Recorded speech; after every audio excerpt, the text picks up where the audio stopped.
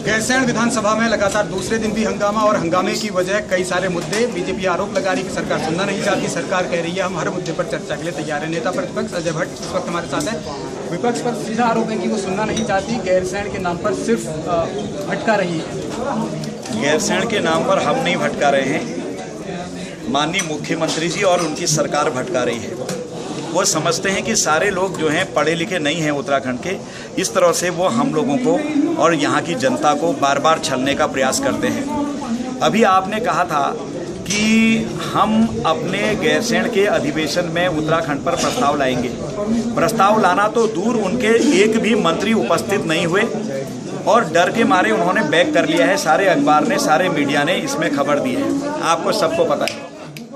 ठीक है, लेकिन और आज हमने सरकार को 310 में चुनौती दी है कि उत्तराखंड आप भी चाहते हैं राजधानी यहाँ गैरसैंण, हम भी चाहते हैं। अगर आप ईमानदार हो तो आज आप 310 में चर्चा कराओ। अगर आज सरकार 310 में चर्चा कराती है और सदन चलाती है तो ये माना जाएगा कि सरकार ईमानदार है।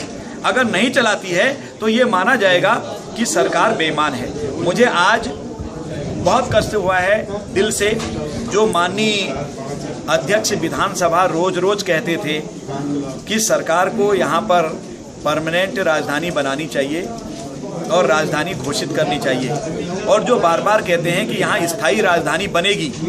आज जब हमने 310 में सरकार से स्पष्ट तौर पूछा कि आप अपना दृष्टिकोण साफ करिए कि आप गैरसैंण को राजधानी बनाना चाह रहे हैं या नहीं चाह रहे हैं, क्योंकि पिछले दिनों जब मदन कौशिक जी ने हमारा प्रस्ताव रखा था, जिसको प्रतिकूल वोट देके कांग्रेस ने गिरा दिया था, उसमें सरकार की तरफ से उत्तर आया था कि हम वहां एक सत्र चलाएंगे, राजधानी नहीं बनाना चाह रहे हैं। तो इसलिए हमने उनसे आज उनका पूछा है कि वो क्या चाह रहे हैं। अगर वो आज सत्र चलाते हैं और साफ घोषणा करते हैं यहाँ स्थायी राजधानी, अस्थायी राजधानी, कुछ भी वो घोषणा करते हैं तो माना जाएगा वो ईमानदार हैं। वरना सरकार बेनकाब तो अपने अधिवेशन के दिन ही हो गई, जिसने ये प्रस्ताव वापस ले लिया था, आज पूरी तरह से पापर्दा हो जाएगी। एक और आरोप आपको ये लग रहा है बीजेपी पर कि बीजेपी 2007 की तरह एक चुनावी माहौल बनाना चाहती है और गैर जरूरी मुद्दे उठाकर वो बदनाम करना चाहती है कांग्रेस को। दूसरा ये कि बीजेपी के पास जो बीजेपी के माहौल है वो जमीन पर नहीं है, वो सिर्फ हवा में उड़ रही है,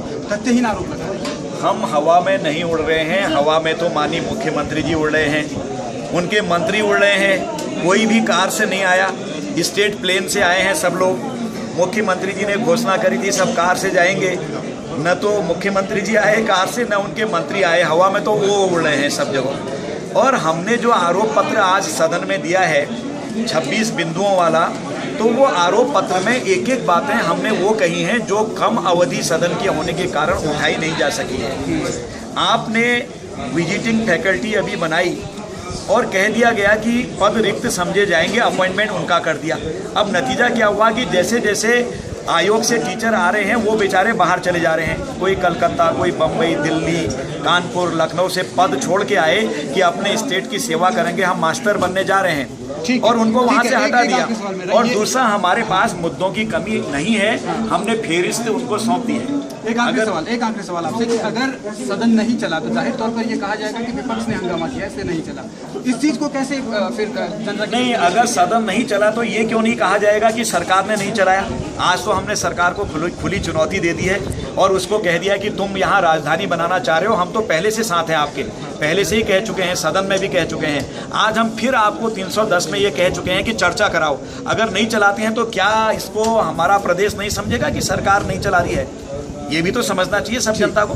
ठीक है, धन्यवाद अजय भट्ट जी। तो ये एक बड़ा सवाल है कि अब जो सदन को लेकर तमाम तरीके के सवाल है, विपक्ष ये कह रहा है कि हम तैयार हैं, हमारे पास मुद्दे भी हैं, लेकिन सरकार पर वो आरोप डाला जा रहा है। यानी दोनों तरफ से एक ही ये उलझन भरा मसला है कि आखिर सदन चलने को नहीं देना चाहता। अपने सहयोगी नासिर हुसैन और राजन बड़ौला के साथ गिरीश खड़ायत, TV 100 गैरसैंण।